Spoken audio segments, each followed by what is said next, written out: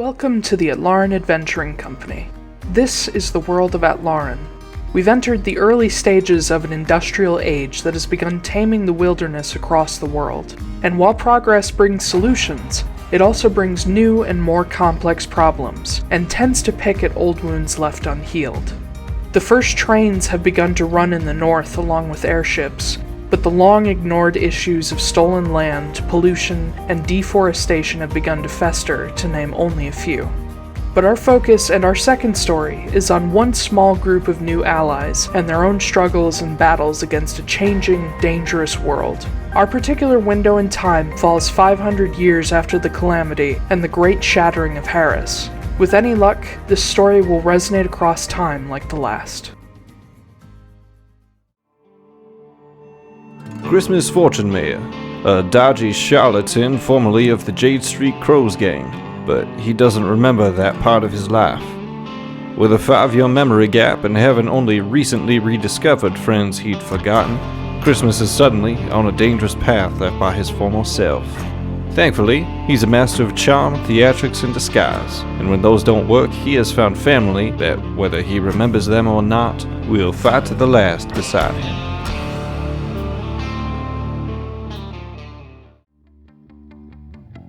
Magda Wrenly, a professional mercenary and member of the revered Taiylor clan of monster hunters. With a wasting curse weighing on her shoulders that can't be dismissed by normal means, Magda has been left to search for an unconventional cure.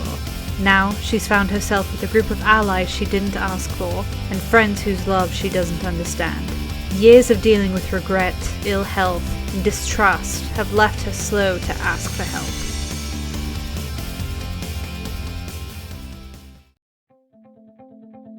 Noah Borago, a cheery alchemist from Reese's Ridge and son of a well-known engineer and apothecarist.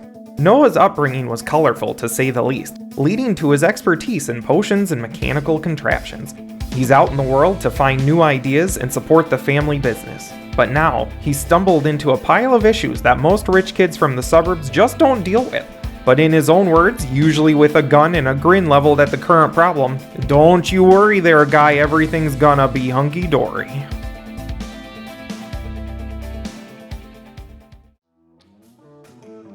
Foostrak Wildborn, a wandering warrior from the Nathar clan and student of the runic battle traditions of the Giant Kin.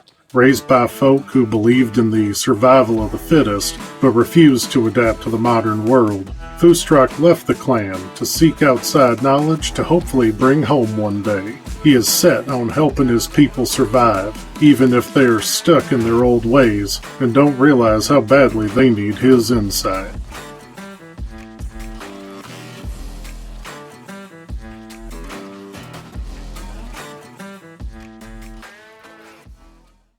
Hello everybody, and welcome to the Atlaran Adventuring Company. I'm your Dungeon Master Taiylor Wallace, and today, it's different. Long story short, we lost episode 50, and that sucks massively because it contained a very important battle that has huge plot implications, has had huge plot implications. I'm recording this weeks later. Kind of takes a little chunk out of the story of the Nobodies, but that's okay. So I'm doing a little story time recap to catch you up on that lost episode. And we now have a safety net so that we hopefully won't lose future episodes. Because I'll be real with you, I was kind of gutted about losing this one, especially because it was such an unexpected fight.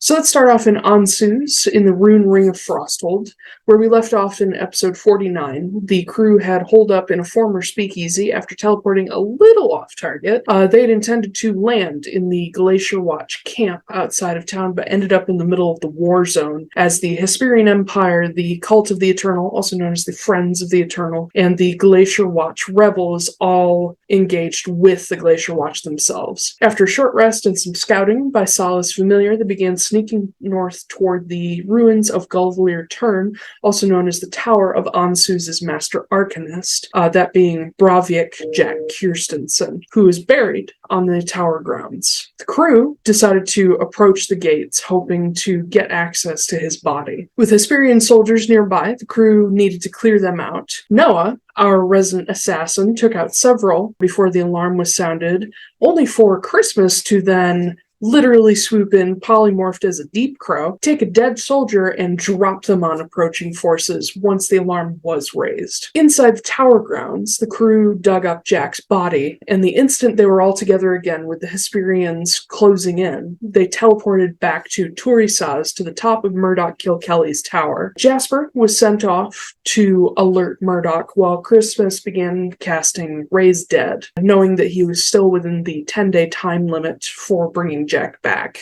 Much to his frustration and my joy, the spell was dashed. Intuition brought him to cast Counterspell, realizing that he was being countered somehow. While it did fail, it still gave Christmas insight to how Sov's soul stealing functioned. At the same time, Noah noticed an Atlas moth perched on the tower crenellations. With a single shot, he destroyed the false form and revealed a drow-looking man who nearly fell off the edge of the tower. In an instant, all sights set on the drow in a full-on shoot first, ask questions later, which I was not expecting. I did not expect them to realize, I didn't expect Noah to see the moth, ever. Did not expect him to just shoot it. Certainly did not expect them to engage with what they now knew was Reziel so soon. Reziel, for those of you who may not remember, is the son of Sov, the horseman of famine. Reziel was able to catch himself on the edge of the tower, pull himself up, and strike back with these massive area of effect magic counterattacks. But when Foostrak used the Lady's Favor, his hammer, to cast Moonbeam, Reziel was forced into his true form, a titanic Atlas moth, whose body alone was 10 feet long. Facing the moth and ever more damaging masses of necrotic damage, the crew could tell pretty quick that physical damage was hardly useful, and the moth kept healing. But when they realized fire and radiant damage were his weaknesses, they leaned pretty heavily into whatever magic they each had that would work for this situation. The moth grew larger and larger the more they damaged it, and eventually struck down Foostrak's brother-in-law, who is with them, Razvan. As the entire crew started to run low, Noah decided to load a magic-infused mystery bullet from his father's lab and fired away. The bullet cast a massive field of Hunger of Hadar. If anybody has been keeping up with us for a long time, you may know that that spell has some special connotations. The Hunger of Hadar field forced Reziel to move, but also unfortunately damaged a lot of the party too, even killing Razvan and threatening to repeat history from Campaign 1. The moth came into his final form, even bigger than before, facing down Christmas and his spirit guardians while knocking out Noah and Magda. In the fray, Sala bolted forward to help her fallen comrades, risking her own life because she too was pretty injured. Just after Magda and Noah were brought back up, Christmas delivered the final blow to the moth's skull-like face through a glowing third eye like rift in the forehead. The entire body disintegrated away, leaving behind only a small moth wing, which Noah immediately put into a vial for safekeeping, knowing that it might just help them get to Sov himself. And through all of their heads, the Nobodies heard Sov scream at the loss of his son. It was a pretty intense fight. We were all pretty happy with the way it turned out. It got really hairy a couple times. I was really upset at the time that we lost the video, but now looking back on it, it's kind of turned into this almost like folk tale in my head where nobody was there to witness it. And so it just gets bigger and bigger every time I run it back through my head. But thankfully, we collectively have a good enough memory that I was able to piece it all back together for this. The actual in-game time lost in total for the characters themselves was maybe only an hour or two, considering the entirety of the episode was the time spent in Ansuz, getting Jack, going to Turisaz, and fight. But yeah, there you have it. The missing episode 50, entitled Silkweaver, named for Reziel's title in the Dissolution. Episodes will post as normal after this. I am a little behind as of recording right now because I didn't want to post out of order, but I think it's safe to say that in this battle, the crew struck their first of probably several major blows to Sov, and I think we are well on our way to the end of Campaign 2, the Wanderlust campaign. Thank you again for joining us, and come catch our live streams on twitch.tv/Atlaran Adventuring Co. We go live every Saturday at 11 a.m. Eastern, and we post VODs and podcasts the following Wednesdays. As always, I've been your Dungeon Master Taiylor Wallace, and we will see you next Saturday. See you around, guys.